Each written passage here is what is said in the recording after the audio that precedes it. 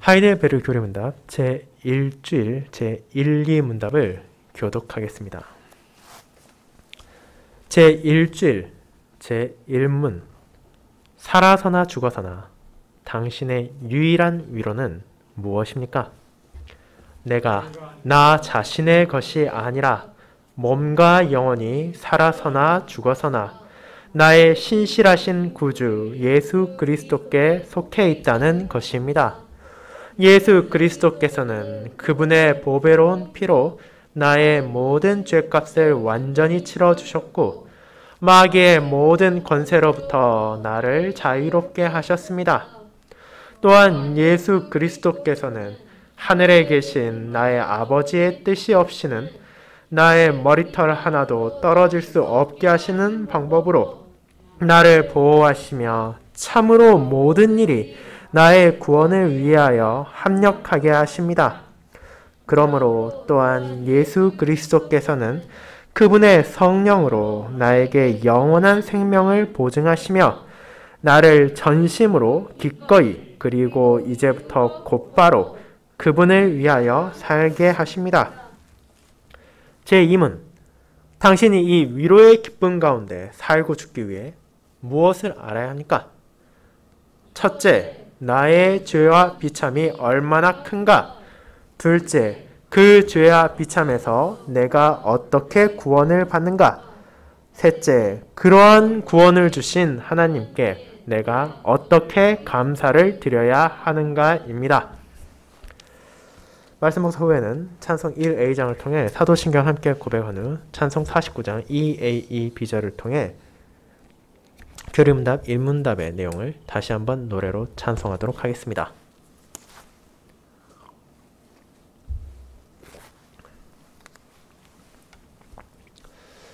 사랑하는 주 예수 그리스도 안에 있는 형제자매님들, 인류가 지금까지 발명한 위대한 업적과 발명품 가운데 하나 중 지도와 나침판은 손꼽히는 뛰어난 물건으로 꼽히고 있습니다. 현재 발견된 가장 오래된 지도는 기원전 9세기 바벨론에서 작성된 것이며 그 이후로도 그것은 계속하여 발전하고 개량되어 인류의 역사의 한 획을 그어가고 있습니다.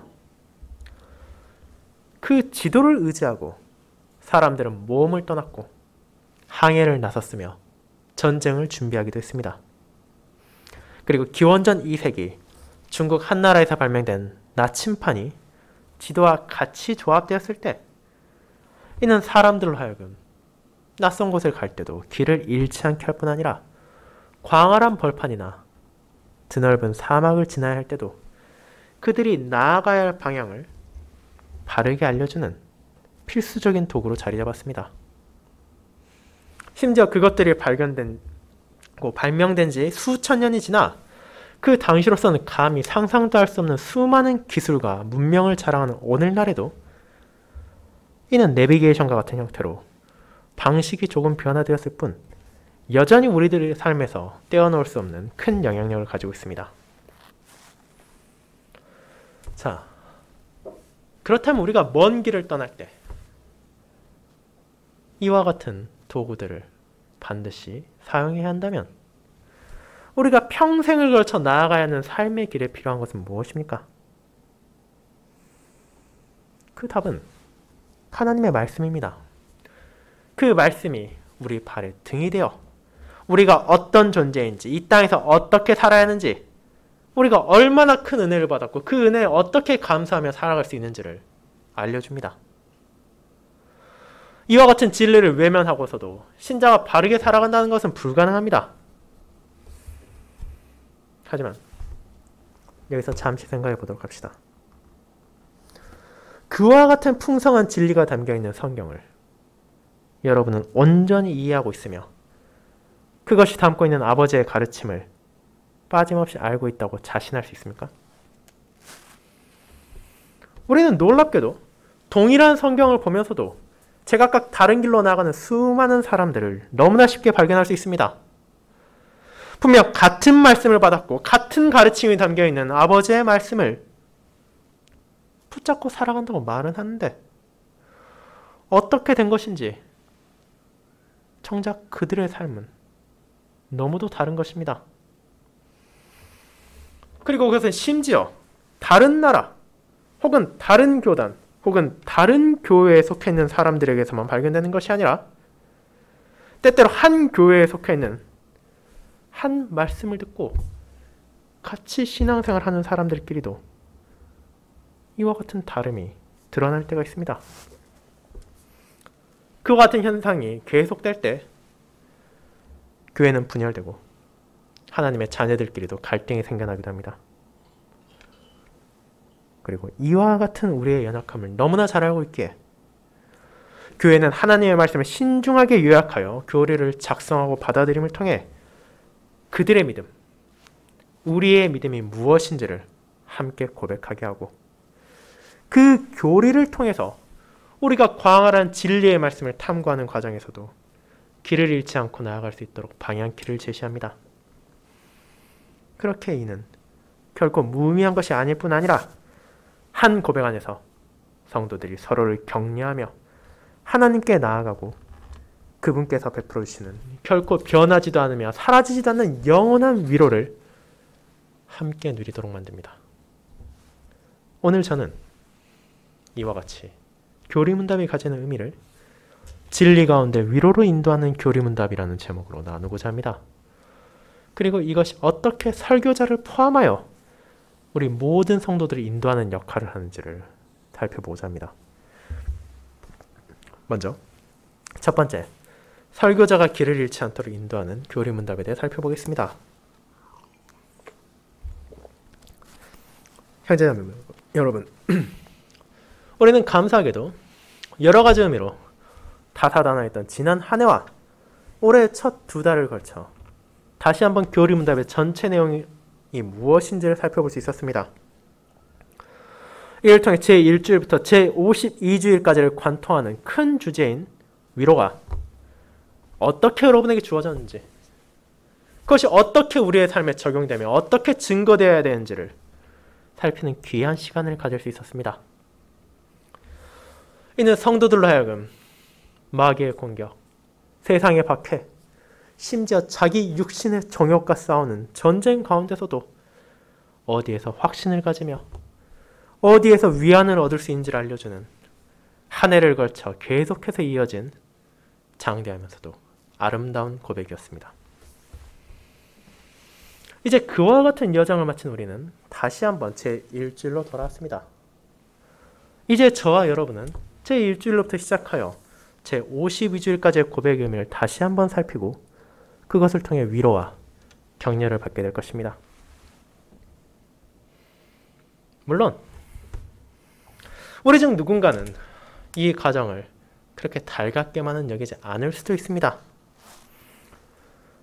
짧으면 수차례 혹은 이미 수십 차례에 걸쳐 계속해서 돌아보고 또 돌아본 교리문답이 아니라 기왕이면 좀 더 새로운 것, 다루지 않았던 것들을 더 알아가고 싶다는 탐구심과 호기심이 여러분 마음속에 자리 잡고 있었을지도 모릅니다.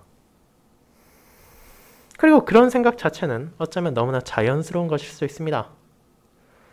아무리 좋고 아무리 훌륭하다 하더라도 우리가 무언가를 계속해서 경험하고 계속해서 살피다 보면 어느샌가 그것에 질려버린 자신을 발견하게 되는 것이고, 최고의 음식과 최고의 환경이라 하더라도 거기에서 벗어나지 못한다면 물리고 식상해지는 것이 인간의 본성이기 때문입니다.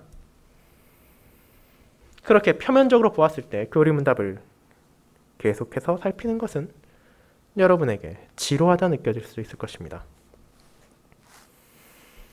하지만 정말로 그렇습니까?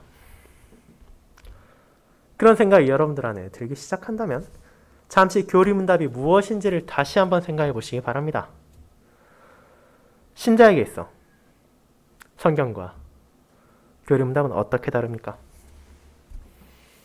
구체적으로 말하자면 오전 설교와 오후 설교는 어떤 차이를 지니고 있습니까? 얼핏 생각해 본다면 두 설교 모두 하나의 본문을 가지고 그것이 어떤 의미를 담고 있으며 그것에서 드러나는 하나님의 진리를 밝힌다는 것에서 동일해 보일지도 모릅니다. 그러나 그 두 설교에는 분명한 차이가 있습니다. 본문 설교가 성경 그 자체를 탐구하고 거기에서 드러난 하나님의 말씀을 순수하게 전하기 위한 것이라면 교리문답은 특수한 목적을 가지고 요약된 하나님의 말씀을 성도들에게 가르치고 그 고백을 통해 신자의 유익을 누리게 하기 위한 것이라는 점입니다. 그렇게 교리문답 설교는 그 자체의 의미를 살피기도 하지만 많은 경우 하나님이 어떻게 말씀하셨고 그것이 어떤 식으로 요약되었는지를 살피기 위하여 성경과의 연결이 빠지지 않고 나타나게 됩니다. 그리고 그 과정을 통해 신자들로 하여금 삶의 특정한 상황을 마주쳤을 때 자신이 무엇을 의지하며 어느 방향으로 나아가야 하는지를 알려주는 역할을 하는 것입니다. 하나님께서는 자신의 말씀 가운데 진리를 전해주시며 이 성경은 하나님의 뜻을 충분히 담고 있을 뿐 아니라 사람이 구원받기 위해 믿어야 할 모든 것을 충분히 가르치고 있다는 것을 우리는 고백합니다. 그렇게 하나님의 말씀이 아닌 다른 무언가를 진리인 것처럼 가르치거나 붙잡으러 가는 것은 하늘의 천사라 할지라도 용납받을 수 없는 큰 죄입니다. 이것은 대부분의 성도들이 알고 있을 성경의 충족성에 대해 말하는 펠지신앙고백서 제7항의 내용입니다. 그렇다면 왜 우리는 교리문답을 매주일 전하고 이 내용을 계속해서 살핍니까? 그 이유는 교리문답이 성경과 동등한 가치를 지닌 진리이기 때문이 아니라 그 성경의 진리를 탐구하고 살피며 적용할 수 있도록 우리에게 전해진 바른 요약이기 때문입니다. 그렇다면 그런 요약이 왜 필요한지를 생각해 보도록 합시다. 성경은 분명 진리의 말씀입니다. 그 안에 거짓이 없으며 신자의 구원에 필요한 모든 것들이 빠지지 않고 담겨져 있습니다. 최소한 개혁교회를 포함하여 상당수의 교회들과 적지 않은 신자들에게 이것은 분명한 사실이며 명제입니다. 하지만 그럼에도 그처럼 고백하면서도 그 안에서도 수많은 갈등과 분화가 존재하는 것이 안타까운 현실입니다. 그 이유가 무엇입니까? 바로 성경이 가지는 풍성함과 광활함 가운데 방황하여 길을 잃는 경우가 너무나 많기 때문입니다. 여러분이 잘 알다시피 구약과 신약은 전체 66권으로 구성되어 있습니다.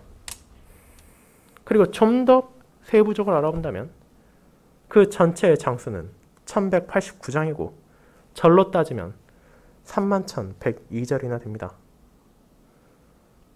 그렇게 누군가가 나는 이 모든 것을 알고 있다는 자만심을 가지는 순간 그는 성경의 전체 진리가 아니라 나의 주관과 나의 선호에 따른 편향성을 가지기 쉬우며 그 길만 끊임없이 나아가고 심지어 선포함으로 다른 이들과 함께 전 성경이 아니라 그 가운데 일부, 그 가운데 내가 좋아하는 것만이 옳다는 것처럼 생각할 수 있습니다. 그리고 그 유혹은 목회자들에게 가장 쉽게 찾아옵니다. 하나님의 말씀을 계속해서 탐구하고 그 말씀을 연구하다 보면 나만이 길을 알고 있다는 자신감을 가질 때가 있으며 그 자신감이 계속해서 성장해 나가 교만으로 이어져 마침내 자기만 진리를 알고 있고 그 진리 외에 다른 모든 것들은 잘못된 것이라는 생각을 가지게 될 때를 마주하기도 합니다. 생각해 보십시오. 교회의 역사 가운데 수많은 설교자들이 그와 같은 함정에 빠졌습니다. 그리고 그들 모두가 악한 동기와 사리사욕을 위해 그 길에 나아간 것이 아닙니다. 때로는 타락하고 부패한 교회에 염증을 느낀 가운데 하나님의 공의를 붙잡고 심판과 경건만을 외치며 다른 모든 것들은 그에 비하면 중요하지 않다고 주장하는 이들이 있었습니다. 때로는 하나님께서 주신 선한 약속을 망각하고 성도들을 공포와 두려움만으로 조장하려 한 성직자들에게 반발하여 하늘아버지의 사랑과 은혜만을 강조한 이들도 있었습니다. 누군가는 성경에 나타난 예언에 푹 빠진 나머지 자신만이 미래를 알고 있다고 주장하며 재림의 날짜와 장소까지 구체적으로 선언한 이도 있었습니다.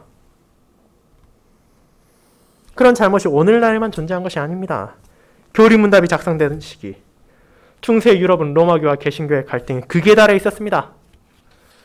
로마교는 진리를 왜곡하여 신자들을 잘못된 길로 인도하고 있었습니다.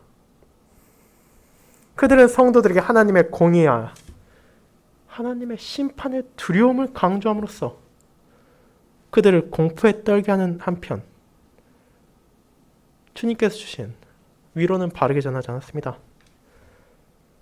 그리고 성도 개개인들이 자신의 능력으로 구원에 기여할 수 있다는 왜곡된 가르침을 전했습니다. 그 결과 한때 루터를 포함한 수많은 성직자들이 끝이 없는 고행으로 자신을 내어던지기도 했고, 기사와 군인들은 교황이 선포한 전쟁에 자신의 목숨을 바침으로 천국에 가기를 바랬으며, 그럴 능력과 여건을 갖추지 못한 많은 성도들은 최소한 성당에서 판매하는 면죄부라도 구입해 자신들과 자신의 가족들을 위한 죗값을 치르길 바랬습니다.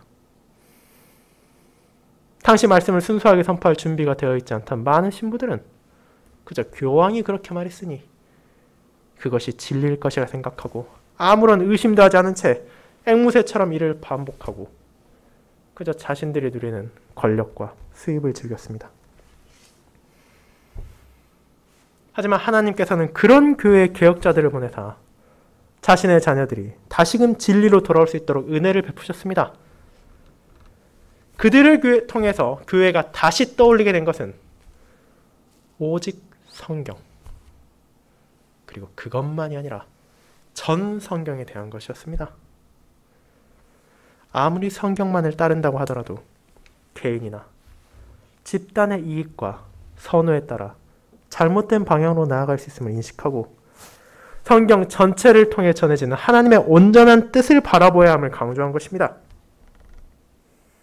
그리고 그런 배경 가운데 교리문답이 작성되었으며 자녀들에게 가르치도록 사용되었을 뿐 아니라 주일 오후에 해설되기 시작했고, 이는 톨스 총회에서 강조되었으며 지금까지도 개혁교회의 아름다운 전통으로 남아있습니다. 자, 이와 같은 교리문답을 매주일 교회에 따라 오전에 하는 경우도 있고 오후에 할 때도 있지만, 성도들 앞에서 해설하고 그를 통해 하나님의 말씀을 선포하는 것은 목회자들을 어떻게 인도합니까?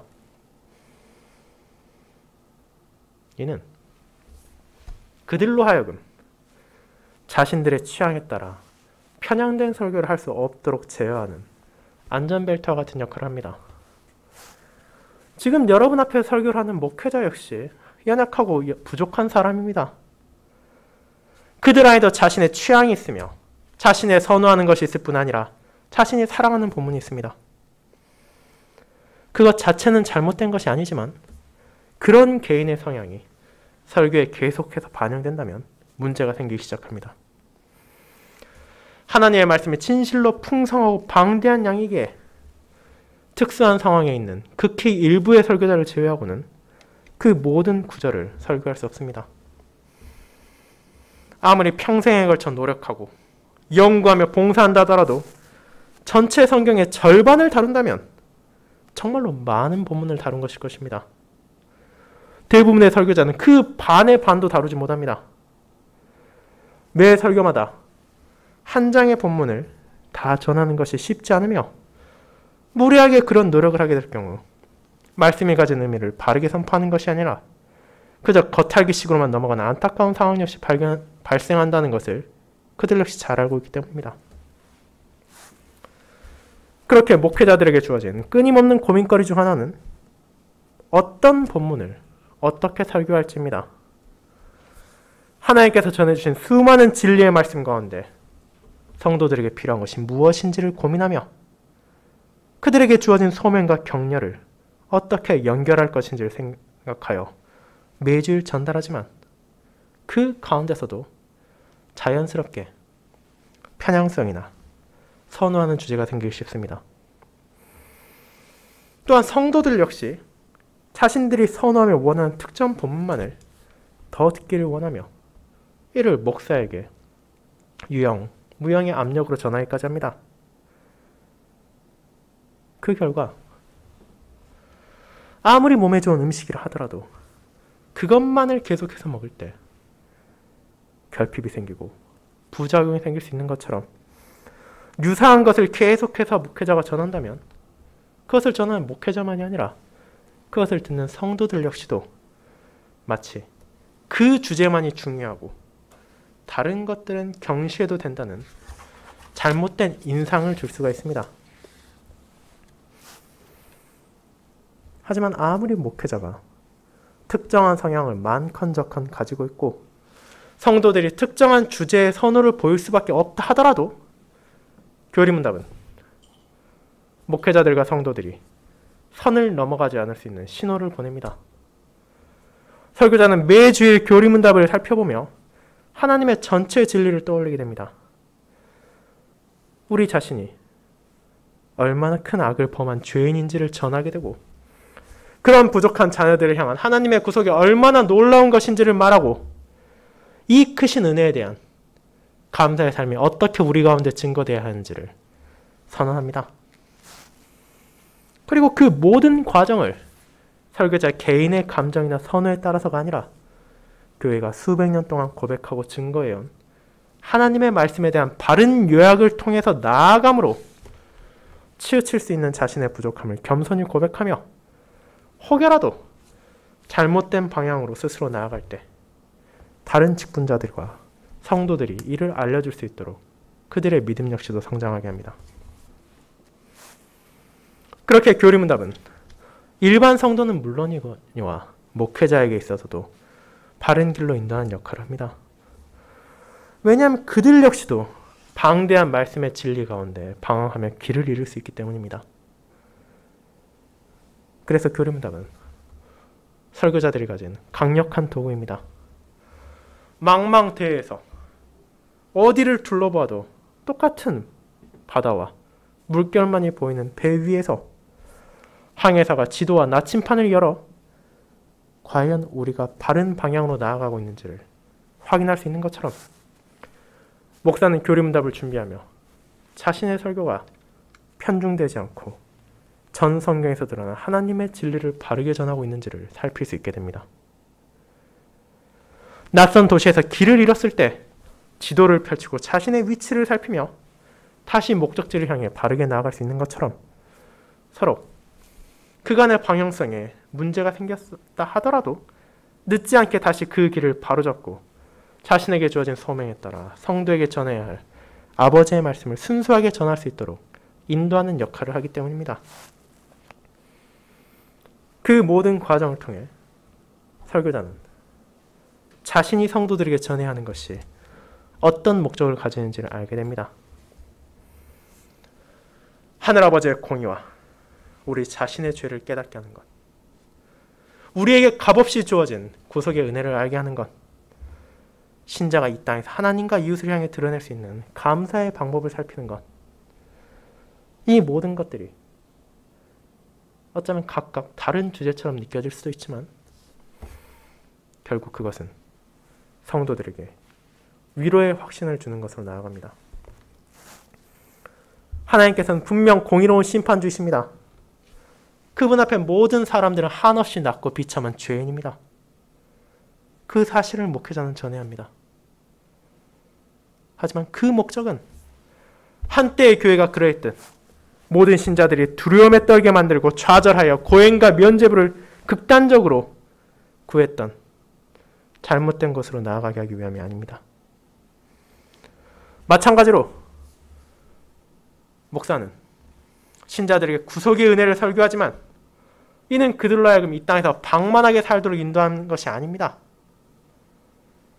그리고 설교자는 신자들을 향해 감사의 삶에 대해 전달하지만 이는 그것을 공로로 여기는 잘못된 방향으로 나아가게 하기 위함이 아닙니다. 이런 진리들이 편중 없이 고르게 전달될 때 성도들은 이 교리문답의 큰 세 부분에서 나타나는 진리가 바로 우리에게 주어진 불변의 위로, 영원한 소망을 가리킨다는 것을 알게 됩니다.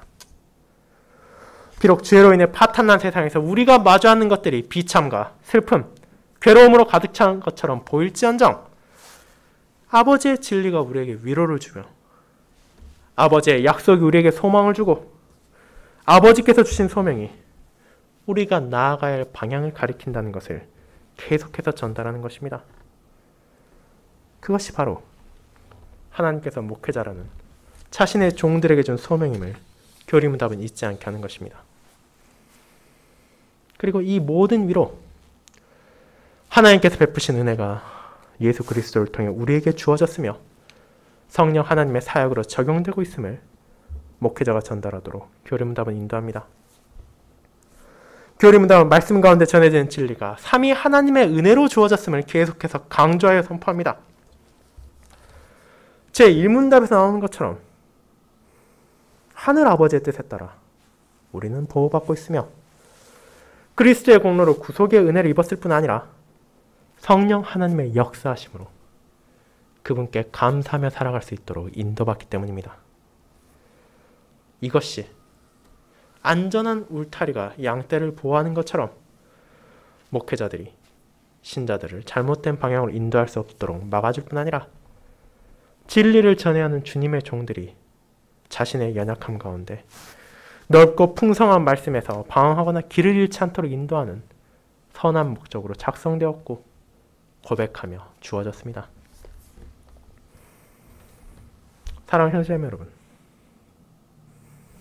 그렇지만 매주에 교리문답을 설교하는 것은 목회자에게도 분명 쉽지 않은 소명입니다.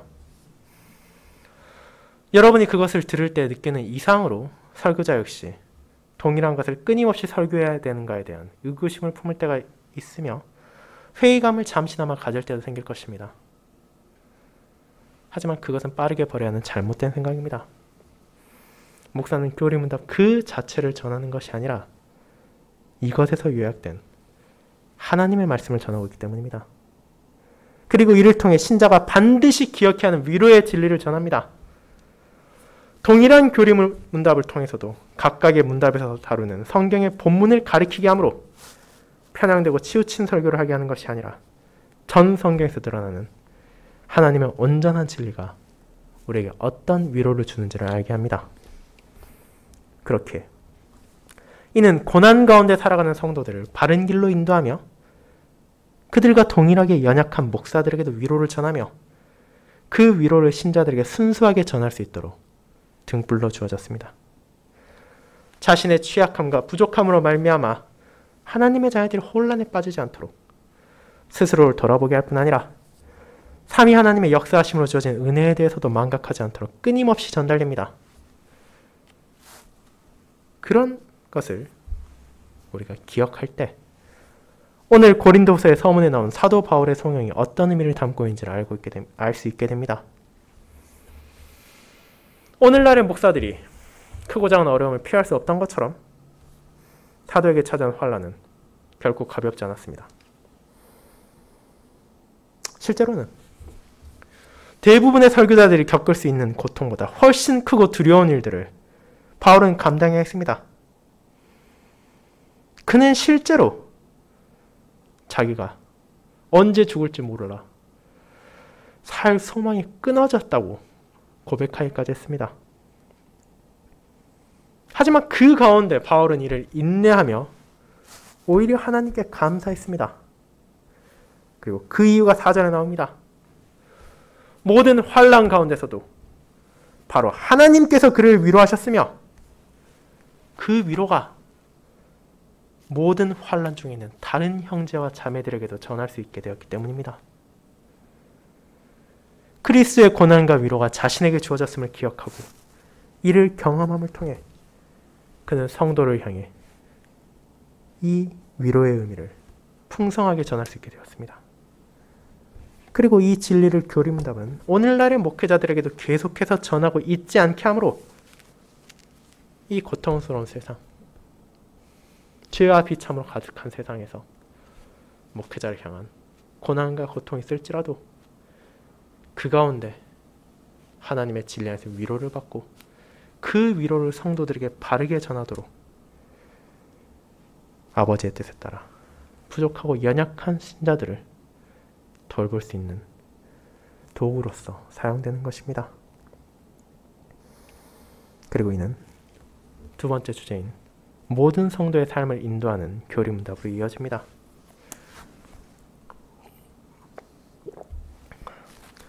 성도 여러분, 하지만 아무리 목회자들이 교리문답을 통해 자신의 편향성을 극복하고 아버지의 말씀 가운데 계시된 모든 진리를 바르고 적합하게 전달하기 위해 노력한다 할지라도 그것만이 교리문답의 모든 목적은 아닙니다.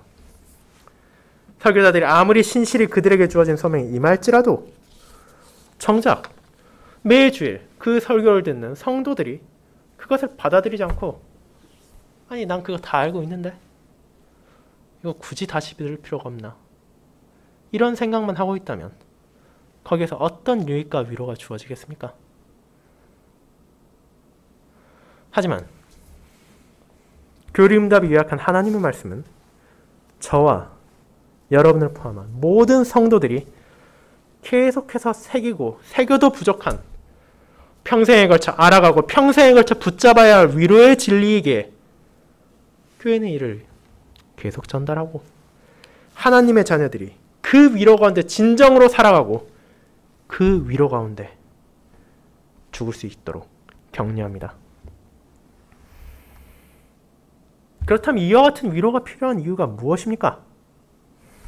분명 하나님의 진리 가운데 드러날 수 있는 수많은 주제들이 있음에도 불구하고 교리문답이 위로라는 주제로 이를 요약하고 신자들에게 고백하게 하는 것은 그것이 성경을 통해 계시된 아버지의 말씀을 관통하는 가장 큰 주제 중 하나일 뿐 아니라 이 땅에서 살아가는 모든 성도들이 확신을 가지고 알아야 할 진리이기 때문입니다.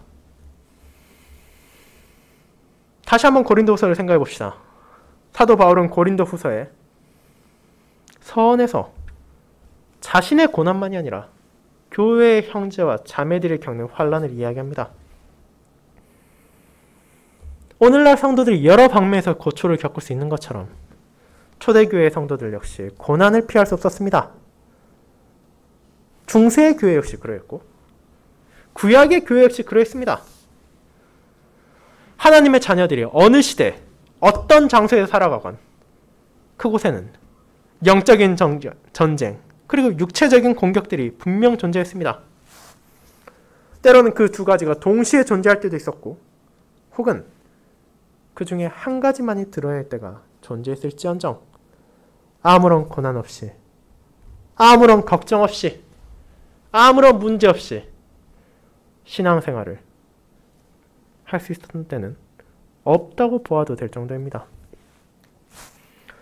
초대교회 시절에는 로마 정부의 물리적 박해와 유대교와 이단들의 공격이 있었으며 중세에는 부패하여 진리를 왜곡한 로마교를 상대로 이를 지키기 위한 물리적인 사투와 교리적인 논쟁이 끊이지 않았습니다. 그리고 구약 시대도 마찬가지로 우리가 선지서들을 통해 알아볼 수 있듯이 이스라엘과 유다를 둘러싸고 있던 근동 지방의 우상 문화들이 끊임없이 언약 백성들을 유혹하고 있었습니다. 오늘날 어떻습니까? 오늘날에는 이제 과학의 이름으로 신앙을 재단하는 이들과 무신론자들의 공격이 거세게 몰아치고 있으며 다른 한편에서는 자유주의와 각종 이념에 물든 교회들의 변질과 이단들의 출몰이 멈추지 않고 있습니다. 그런 상황에서 살아가고 있음에도 불구하고 나는 내 힘으로 이 모든 것을 이길 수 있으니 내가 의지할 것도 필요 없고 내가 위로를 받을 것도 필요 없다고 말한다면 그것은 어리석은 교만이며 현실을 바르게 인식하지 못한 잘못된 판단을 내린 것뿐입니다. 신자들이 너무나 연약하며 그런 그들이 불확실함과 위험으로 가득 차 고통과 괴로움으로 이 세상 속에서 살아간다는 것을 잘 알고 있기에 하나님께서는 우리에게 위로와 소망을 주셨습니다. 교리문답의 제1주일의 시작이 우리의 유일한 위로에 대해 말하는 것은 바로 그 때문입니다. 만약 이 위로가 우리에게 주어지지 않는다면 저와 여러분 역시 이 세상에서 어느 길로 튈지 어느 방향으로 나아갈지 아무도 장담할 수 없을 것입니다. 누군가는 현실의 좌절에 절망에 빠질 수도 있습니다. 자신은 아무것도 할 수 없다는 무력감과 그런 자신을 둘러싼 죄악에 어떤 소망도 가질 수 없게 될지도 모릅니다. 또한 그 반대로 극단적인 낙관주의와 세상과 인간을 의지하는 모습을 가진 사람이 될지도 모릅니다.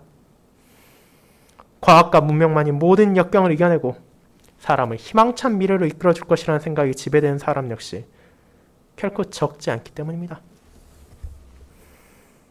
하지만 교리문답은 우리가 일상에서 마주하는 공격과 어려움 가운데서도 하나님의 자녀들을 향해 지금 우리가 어디에 있는지 그리고 우리의 목적지가 어디이며 그 길을 어떻게 나아가야 하는지를 함께 고백하게 합니다.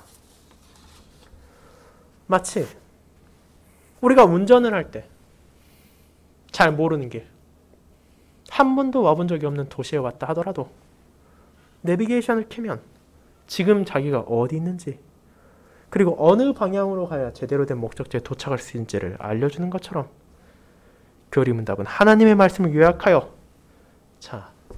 이 땅에 왜 고통이 있는지 그리고 그런 고통 가운데 우리가 어떻게 위로를 받을 수 있을지 그리고 우리가 아버지의 나라를 향하는 길을 어떻게 걸어갈 수 있을지를 알려주고 있습니다. 교리문답은 이 땅에 고통이 가득한 이유가 바로 우리의 조상인 아담과 하와 그리고 그의 모든 후손들의 죄와 비참으로 인함을 알려줍니다.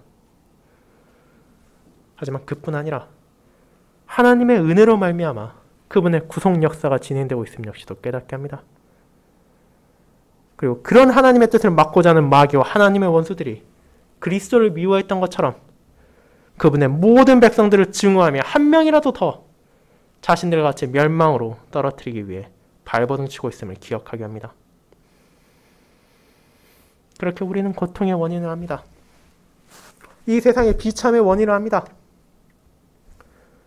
하지만 교리문답은 하나님의 말씀을 요약하여 그 모든 환난을 인내할 수 있는 위로와 소망의 원천을 밝힙니다.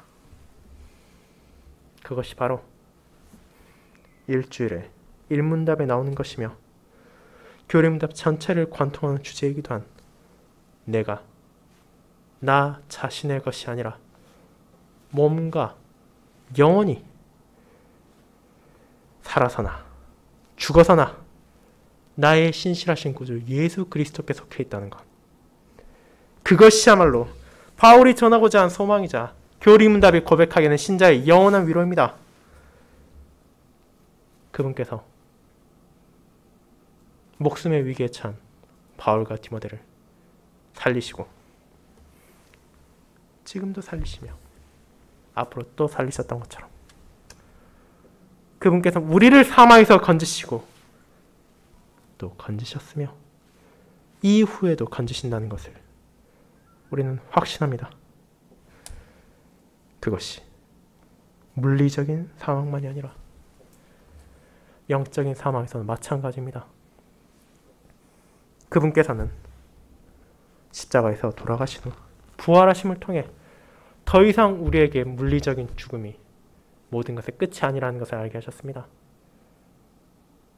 하지만 그뿐 아니라 그것을 더욱 넘어서 우리를 죄와 사망의 족쇄에서 풀어주심으로 우리의 몸과 영혼이 온전히 그분께 속하여 새롭게 되어 그분을 함께 찬양한 날을 바라볼 수 있게 하셨습니다.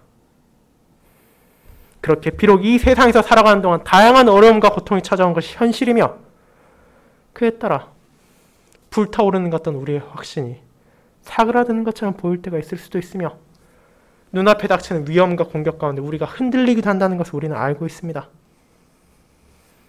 하지만 그런 성도들의 연약함을 너무나 잘 아신 하나님께서는 교회를 통해 그분의 말씀을 요약하여 이 자녀들이 길을 잃지 않고 방황하지 않으며 주님의 은혜로 위로를 향해 나아갈 수 있도록 교리문답을 작성하고 주셨습니다. 그리고 바울이 고백하고 또 교리 문답이 고백하는 것처럼 그 모든 위로는 다른 어떤 곳에서 오는 것이 아니라 오직 그리스도 안에서 우리에게 주어집니다. 그분께서 우리를 대신하여 사형 선고를 받으심으로 우리에게 내려졌던 사형 선고가 제거됐으며 그분께서 우리를 위하여 버림받으심으로 우리가 버림받지 않게 되었습니다.